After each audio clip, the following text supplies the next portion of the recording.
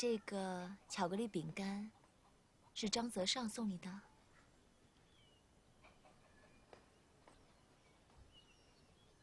你是不是跟他好了？这么快啊！哎，听我保密啊。那布鲁飘还不知道？我还没有想好怎么跟他说呢。你想跟他分手？那我还能脚踏两只船啊？我可做不到同时爱2个人。一丹，你别着急好不好？你好好把张泽尚这个人看清楚了。哎呀，我已经看得很清楚了。而且你上次跟我说的那件事，我已经当面问过他了。他呀，是真的有他的难处。你都听他说，那也叫看清楚了。那你还不是听徐浩宁说，你也是相信他呀？再说了，我到底有什么好骗的吗？你看他那么帅，工作上也很成功，还有钱，那追他的女人都排着队呢。他那么优秀，还愿意花心思、花时间来哄我、骗我，那我只能说他是骗着骗着，把他自己都骗进去了。那布鲁飘呢？你怎么跟他说？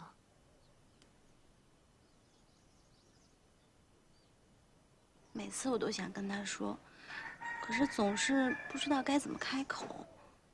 鲁飘再不成熟，但他人不坏，对我也好。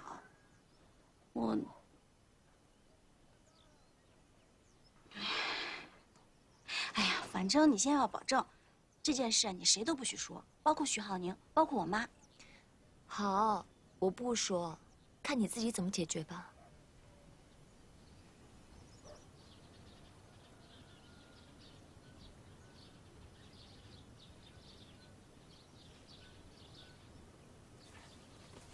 今天的香草很好啊。那是，今天啊，可够他吃的了。前面有一片啊。对啊。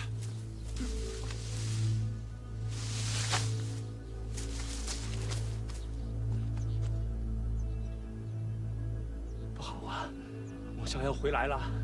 不行啊，赶紧撤吧。走走走。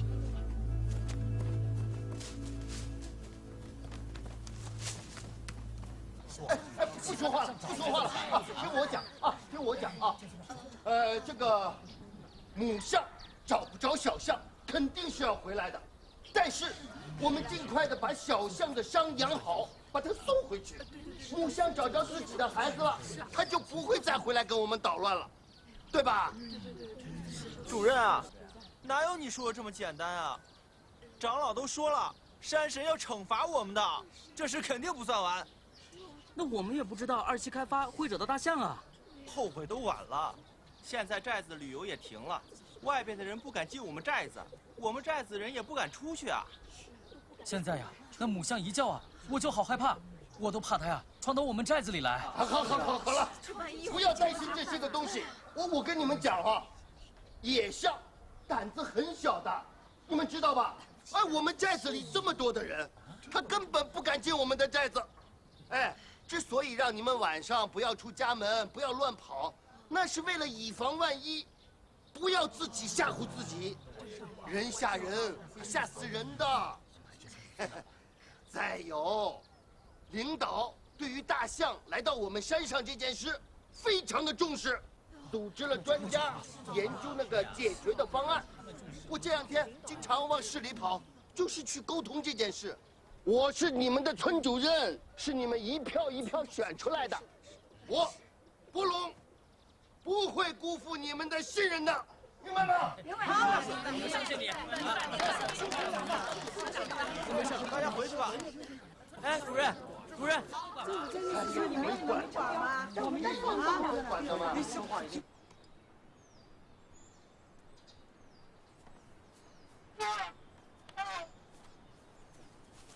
体温正常。这真专业。昨天呀，就应该马上给我打电话，这么重要的事儿，也不让我掺和一下。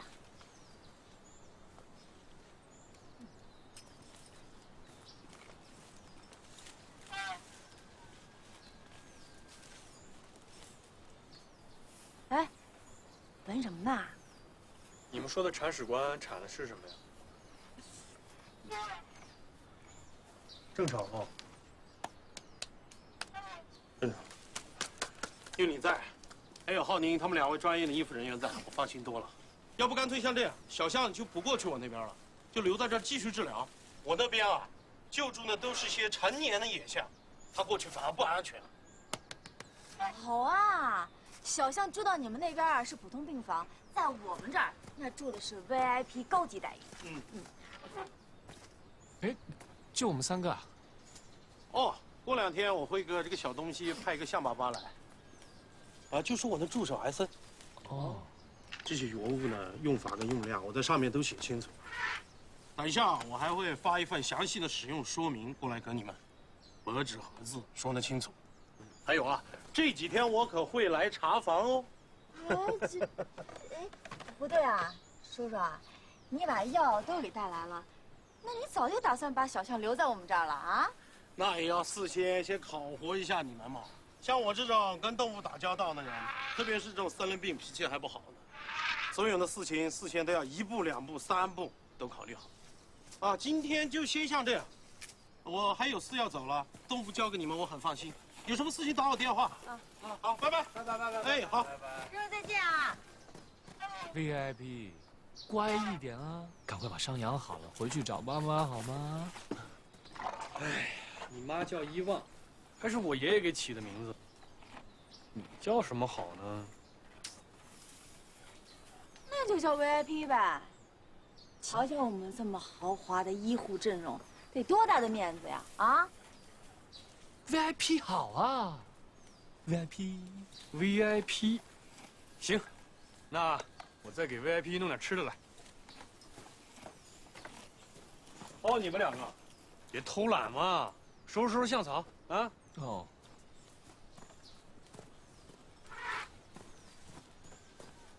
哎，其实昨天大叔在救小象的时候，我在旁边帮忙，我突然找到一种，好像当医生的感觉了。你说那个时候，如果我们2人没逃走，没准现在啊就在医院里，累得要死不活的呢。你说我还有可能？你说你啊？其实我就弄不明白了，为什么你偏偏要选护理专业呢？以你大小姐的个性，帮人家把屎把尿，你 OK 吗？你以为都像你啊？啊，一出生就衣食无忧的。那个时候我报考大学的时候，我哥生意做的还没那么大呢。为了生存，把屎把尿没什么了不起的。哎，虽然我当时的分数啊，是远远超过你，但你当时的分数也是到了大本线了。为什么你还要选护理专业呢？那我还好奇呢啊！你们家家大业大的，也完全可以选什么金融啊、财会，干嘛非得选医学专业啊？所以在我爸的淫威之下，我念了2年金融嘛。哎，问你个事儿啊，你是不是有点恋母情节啊？阿姨长得那么漂亮，又是护士长，你说你打小这身边啊，一定围着很多医生啊、护士，你一定对他们特别有好感，对不对？哎，有道理哎。当医生周边有好多漂亮的护士，加班都不会累啊。难怪那时候你看上我了呢，啊？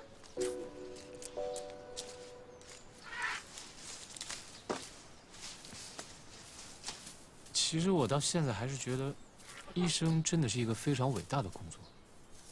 每天都在跟病人的生死打交道，有时候想一想，赚再多的钱有什么用？救活一个病人，那是一条命。理解。怎么都是你问我，我问你，你也不回答。当时为什么选护理专业？我啊，因为我爸呗。我爸这个人呐，命很苦，一辈子啊都过得很糟心。临了走了，得的病还很痛苦。那个时候我们家里特别的穷，日子都快过不下去了。我就记得我妈只会哭，不知道怎么去安慰我爸，也不知道怎么安慰我们2个孩子。我爸那会儿啊住在医院里头，病房挤满了人，病人啊、家属啊，整天愁眉苦脸的。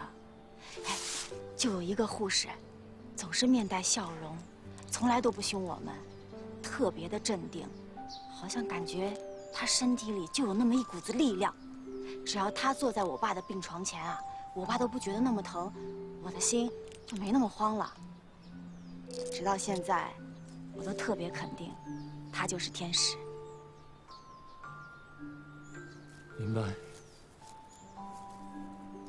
面对那些无力回天的病患，医生的治疗技术再厉害，也远不如能够给予他们更多的安慰。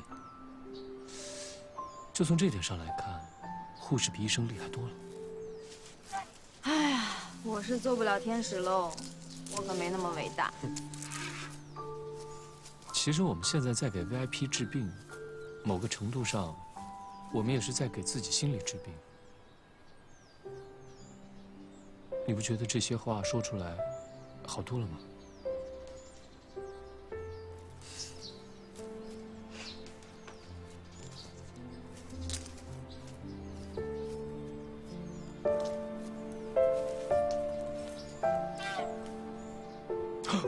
糟了 ，VIP 刚刚放屁，可能在大便了，我去看看啊。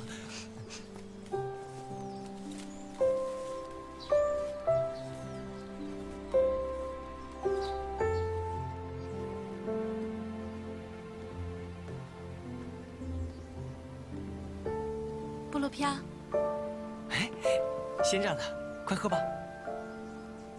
我不渴。怎么了？谁把我的一代惹生气了？没有啊，我就是想……想我了？哎呀，你别闹了。今天发工资了，下班以后我请你吃烧烤吧。我不想吃。怎么了？没有，你今天怎么来这么晚呀？我有事想跟你说。我也有事跟你说。那，你先说吧。今天呀，我去见了我舅舅，给他交代了一个重要的任务。过几天我们拽子赶摆，我想带你一起回去玩，正好回家见一见我舅舅。我为什么要见你舅舅啊？我们基诺族谈恋爱都要经过舅舅同意的，所以啊，我通知了我舅舅，也让家里面准备了鸡鸭鱼肉，就等你啊跟我一起回巴萨老寨。我要让全基诺山的人都知道，我布鲁飘的女朋友是最漂亮的。这么大的事情，你怎么不提前跟我商量一下呀？我这不正跟你商量着呢吗？你不让我去你们寨子，你来我们寨子总可以吧？不过你不用紧张，我舅舅比我小2岁，从小就听我的话。他要是敢不答应，我就不叫他舅舅。不行，我现在还不能去，我们还不了解彼此呢。不了解彼此？一旦我们现在是在谈恋爱，不了解你会喜欢我吗？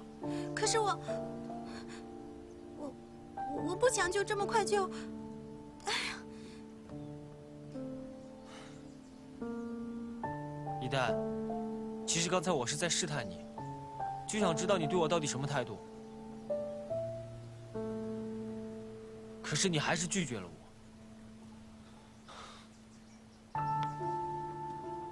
你老这么躲着我，到底发生了什么事啊？我能有什么事啊？那你为什么不肯把我介绍给家里人？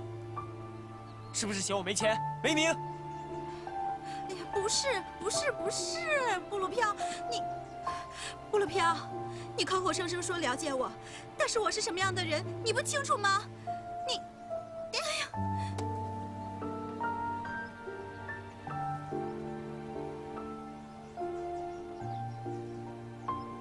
谢谢领导的款待啊！欢迎到西双版纳啊！哎，是这样，好，哎，帅哥美女来为我们唱歌了啊！老板们好，今天我们俩给大家唱首歌，给大家助助兴。好，多唱几首，热闹热闹啊！布鲁飘。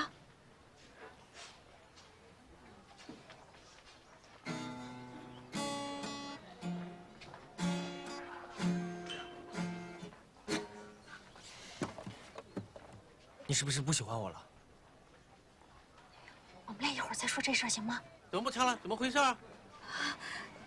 对不起啊，老板，他今天那个身体不太舒服，我们出去调整一下，一会儿回来再给大家助兴，好不好？对不起啊，对不起，对不起啊。来，对不起啊，对不起。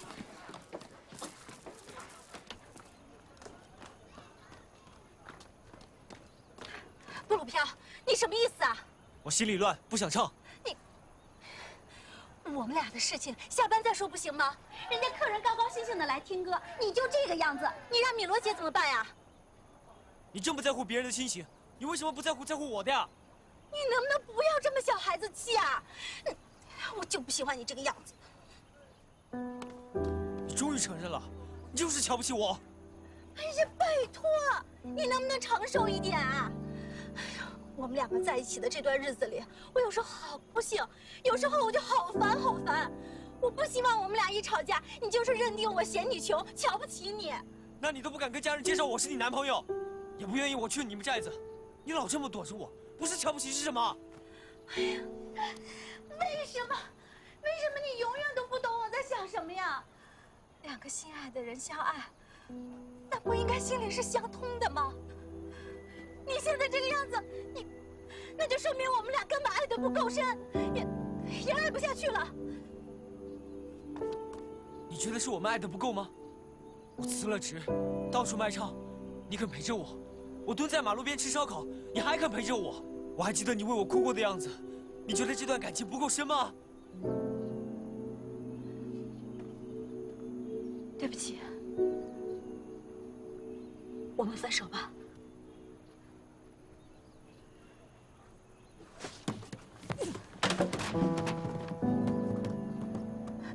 你这是干什么啊？我不干了，行不行？我留着琴有什么用？我曾经还想着买把更好的琴，要当大歌星。一旦我的未来里面全有你，你明白吗？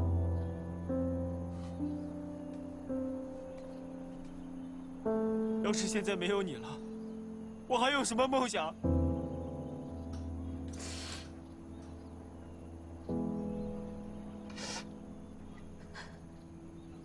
布鲁飘，是我对不起你。你爱上别人了？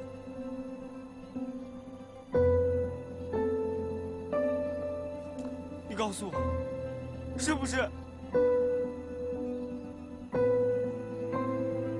说话呀！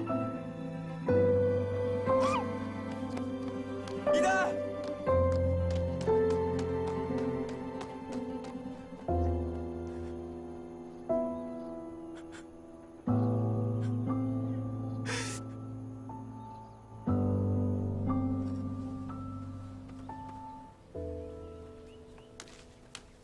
海哥，你搞什么搞啊？学什么？自己家的事情不要你们管。你自己家，我告诉你，你要是电死了大象，要抓你去坐牢的。哎呀，电不死，我就是吓一吓他，我看他以后还敢来糟蹋我的甘蔗。电不死，电伤了，我不是吓唬你，也要抓你去坐牢的。再说了，政府会原价赔偿给你的，啊？你这还不相信吗？你连我这个做村主任的你都不相信吗？主任，我不是不相信你，我是心疼我的甘蔗。大家看啊，我的甘蔗长得这么漂亮，我辛辛苦苦种了半年。你们看它是甘蔗，我看它就跟亲生亲养一样。大象来了，又踩又糟蹋，心疼啊，心疼。你钱能补得了吗？那你能不能也心疼大象？胆子那么小的一个家伙，他要不是饿坏了，他会跑到你的地里来偷吃吗？他哪里是来偷吃？那明明就是大摇大摆。我们都是版纳人，我们都很清楚，大象在这里位置比我们还高，我们都要躲着它走，人都要惯着它。大象那么聪明，胆子越惯越大，胃口越来越大。它要是真吃习惯了，天天吃，年年吃，你受得了？我可受不了。哎，你干嘛？你干！哎，这是我自己的事，不要你们管。把电网给我拆了！你们还……喂！他有什么不对啊？难道你就不心疼你们的甘蔗吗？是不是太好说话，让你们想怎么样就怎么样？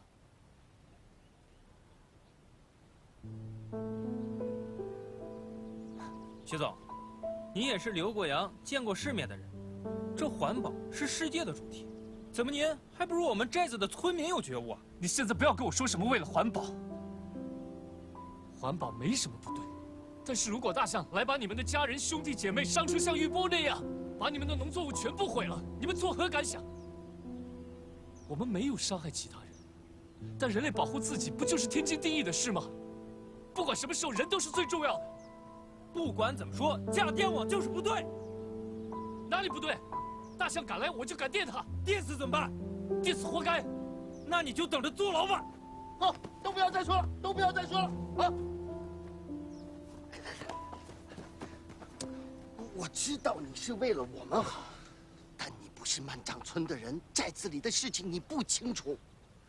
到底是大象欺负人，还是人欺负大象？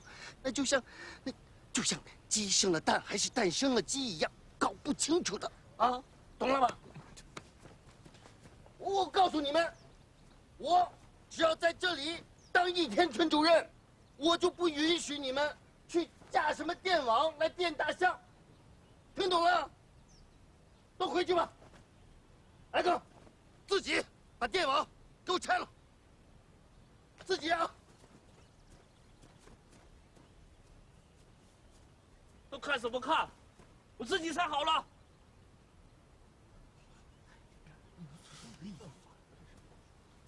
当当当，虫草气锅鸡汤。我看你啊，平时压力那么大，睡也睡不好。这个虫草呢，是有镇定安神的作用，而且药效啊要比人参温和很多，喝起来味道也不会差。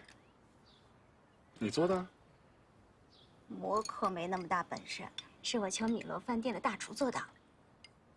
虫草，真舍得给我花钱啊！快尝尝。香。那你多喝点。幸亏还有你心疼我，我这几天都快折腾散架了。是为了寨子的事情吗？麻烦总是接二连三的。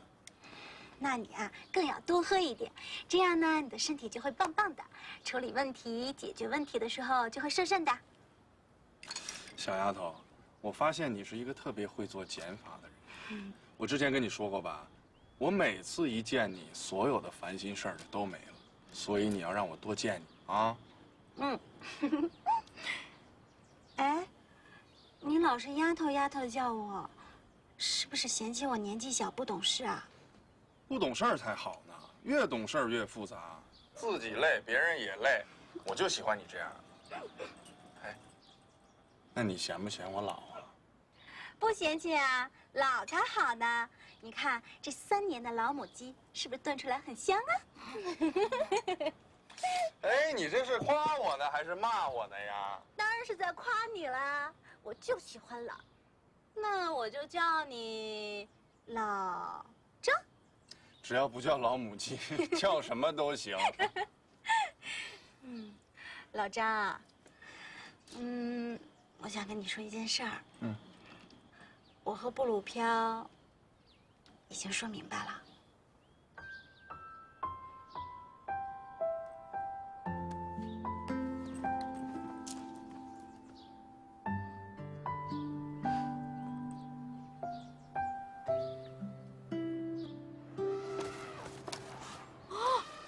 这么大的奶嘴儿！我们还得给他喂奶啊。小象嘛，需要营养，而且那还小。再说了，人家还在疗伤嘛，更需要补一补。人家 VIP 还小，还是个奶娃娃呢。哎，那这么大的奶瓶，这谁的？牛犊。叔叔，先问一下，这谁的奶啊？哎，你傻呀？当然是大象的了。叔叔啊，你下次你挤这个大象奶的时候，你就拍一个视频，让我们看看，让我们长长见识嘛。大象的奶谁敢挤呀？那还不让他一脚给踩扁了呀？那这是谁的奶啊？牛奶。像 VIP 这么大的小象，一顿呢得吃掉2000毫升的奶，一天就得吃掉将近4万毫升。4万毫升？对啊，就是40公斤呢。40公斤？还有40公斤的橡草呢，还有几十斤水果和蔬菜。那我们现在什么橡草啊、水果、蔬菜都供应不上，小年，奶，你赶快给我挤奶！我是要哪里挤奶啊？谁娶的 VIP 就叫铁蛋，叫狗剩就算了吧，好养活。有什么不好养活的？有困难找领导吗？啊！大领导啊，现在咱们小象要喝奶，那要奶，你有吗？哎呦，你这个小菩萨，好，给你看看。大家注意了啊！大家注意了，我们救回来的小象现在没吃没喝了。虽然他们大人有点不懂事，吃了我们的稻子，但是我们不能亏待人家孩子啊。所以，大家你们谁家里有好吃的，赶快送过来，快一点啊！可以点餐。点餐？哎，香蕉、胡萝卜、玉米、黄瓜。哎，对，黄瓜。对，香蕉、玉米、胡萝卜、黄瓜，越多越好，越多越好啊！奶，主要是奶。对了，主要是奶。看看我这个村主任的影响力，帅呆了！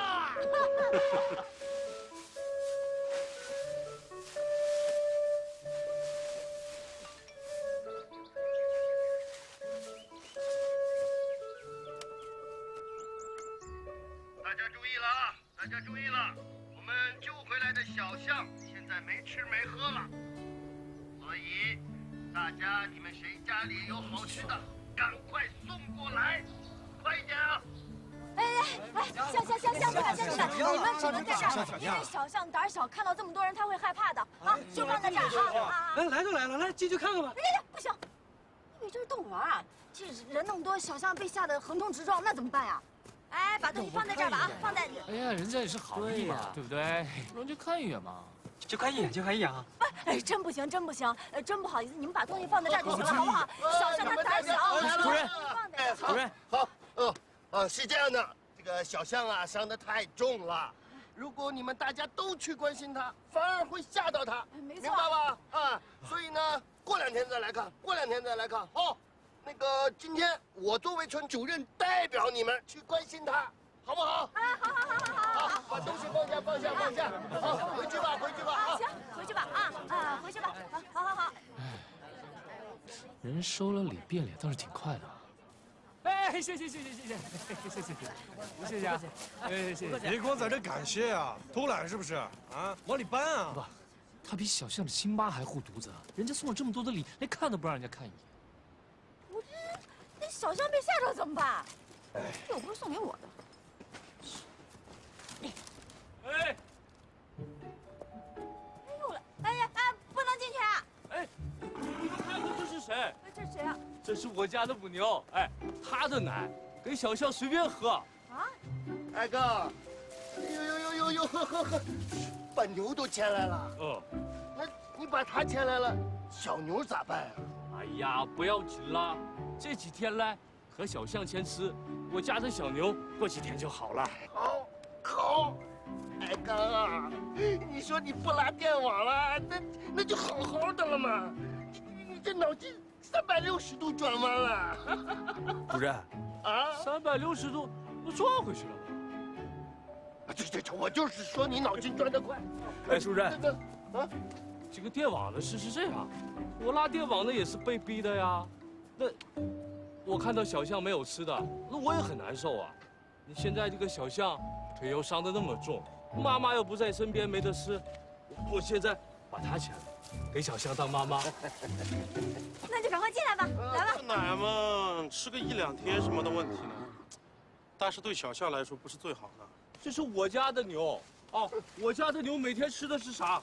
青草、玉米，还有红薯藤，一点污染都没有。哎，你要说他的奶不好，那就只能吃人奶了嘛。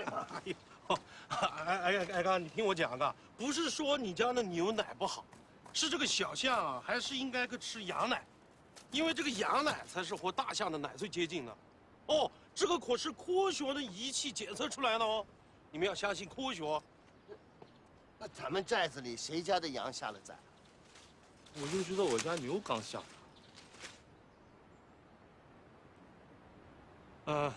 我去找。哎，你慢点！哎，你这一路滋哇乱叫，好像我要绑架你一样，吵得我耳朵都聋了。是你开车的技术太差了，好吗？这一趟我又赔油又赔轮胎的，万一窜到山沟里了，连人都赔上了。你是不是担心我把你车弄脏啊？我好好的车给你拉羊，我们到底是谁欠谁的钱啊？又谈钱又谈钱，谈钱很伤感情的哦。好，不谈。那你别求我帮你讲价。哎，讲价这件事情还是要你来的，我不擅长讲价的啊。而且你要跟人说清楚，我不是买，我是租啊。租？你怎么早不说啊？我早说你还跟我来哦。原来你这么有心眼儿啊！哎，我这么聪明的人，怎么每次都在你手里啊？你人好呗。人家那个养殖场是卖肉羊的，只有几头母羊在喂羊仔。我跟人家磨破了嘴皮子，人家才肯卖我们4头。你现在跟我说租，人家怎么可能答应啊？做好事积功德，你帮小象找奶，你功德无量啊你。那你自己去跟老板说，我可开不了这个口。哎，我怎么说？我哪会说？我求求你了，你说。跟我没关系啊，你自己想办法。租，米罗，你别为难我呀。你说要买，我卖给你已经算很帮忙了。你现在改成租了，我们家自己的羊羔还没奶吃呢，租给你，我脑子是不是坏了？租1个月行吗？对，就1个月。1个月呀？1天都不行。我跟你们说啊，你们俩先商量一下，看到底怎么办。我那边有点活，商量好告诉我啊。那我们先回去吧，回去我再想办法。你说你跟我耍什么心眼儿啊？你早老实跟我说，不就没那么难办了吗？对不起啊，我就是想给寨子省点钱，害你来跑一趟。那你打算怎么办啊？不知道啊，平时老说你就知道钱啊钱啊的，现在看起来，没钱还真是什么都办不成。走吧。哎，东哥。啊？商量好了？啊，买了4头，我买了。拉羊装车。好。米罗。啊？没有钱啊。我买，租给你。米罗。租金不准再跟我还价，1分都不准少。米罗，你真漂亮。少拍我马屁，你又欠我的啦，看你怎么还得起。走吧，拉羊去。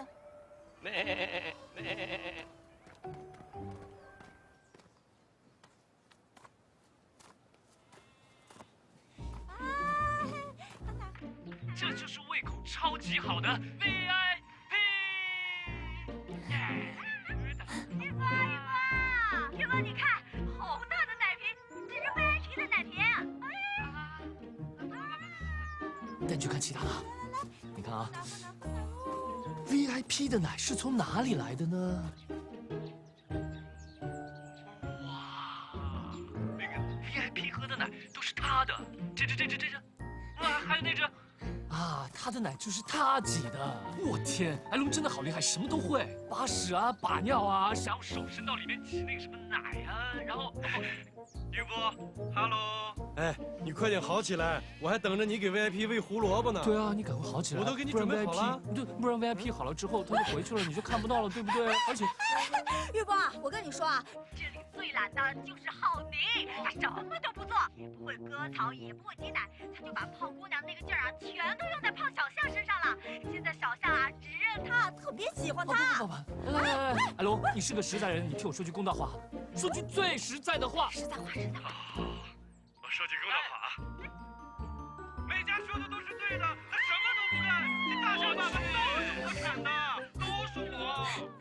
别听他的。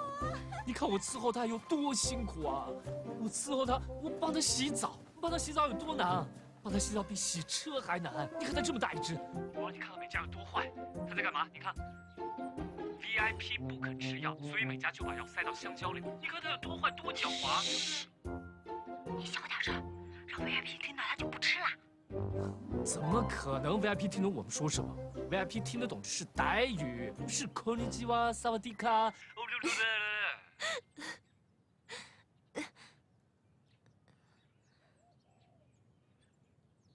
你怎么了？没事。对不起，我不应该这么逗你的。哪里疼你跟我说啊。快点嘛。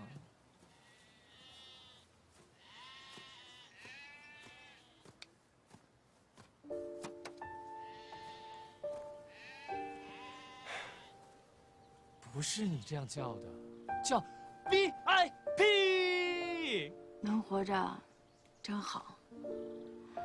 我想起一个我的朋友，那个时候，我们总是打打闹闹，谁也不让谁。如果现在他还活着，我愿意什么都给他，什么都不跟他计较。我也是啊。那天玉波受伤，我在庙里祈祷。我就在想，只要玉波能好起来，他喜欢怎么样就怎么样吧。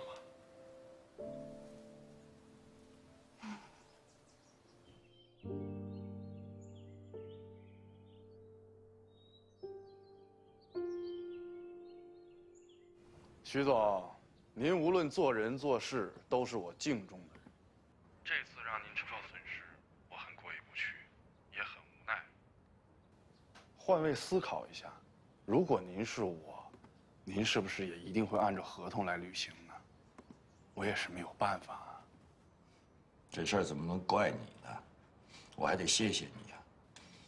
浩宁呢，他是个菜鸟，你要是不让他碰碰这个钉子，让他知道这个世上人心难测的话，他恐怕这辈子都不会明白当初你为什么这么看得起他呀。另外，你抽逃资金这个事儿做的也很高明。谢谢徐总指教，我承认我错了，但我开始是把浩宁当成妹夫的，一家人就没分得那么清，而且二期我一定会带着他赚大钱的，绝对不会亏待他。但是你们呢，突然为了公益大义灭亲。哦，不对，是大义灭我，我能怎么办？我也要养家糊口，我也要为公司的员工负责。你们做你们的公益，我做我的生意，不行吗？我佩服您的道德水准，但是道德底线不是与人为善吗？给对方留一条活路，给自己也留一条退路。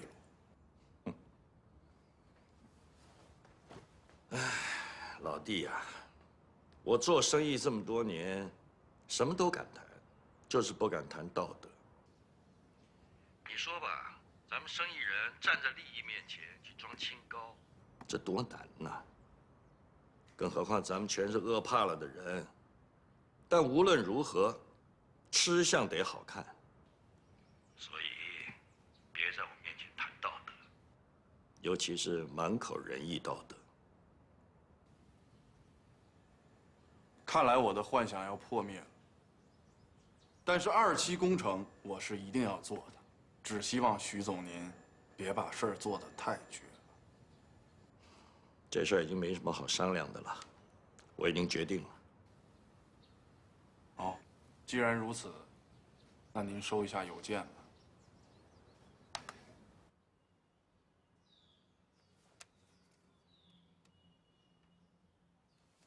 不管怎么说，这样电网就是不对。哪里不对？大象敢来，我就敢电他。电死怎么办？电死活该。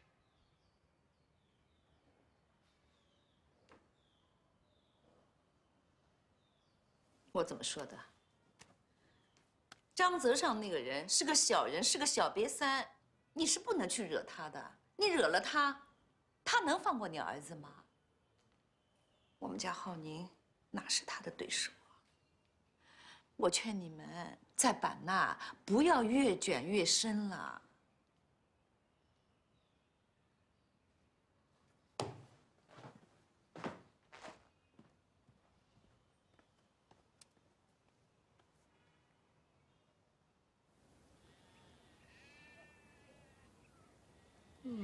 哎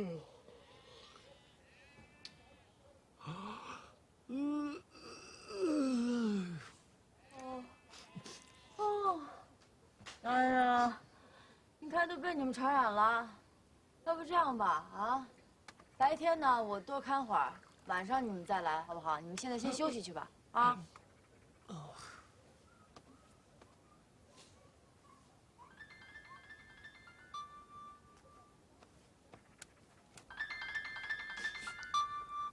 喂，妈。儿子啊，快去打开邮箱。邮箱？哎呦，你赶紧醒醒吧！我给你发了邮件，赶紧看看。哦。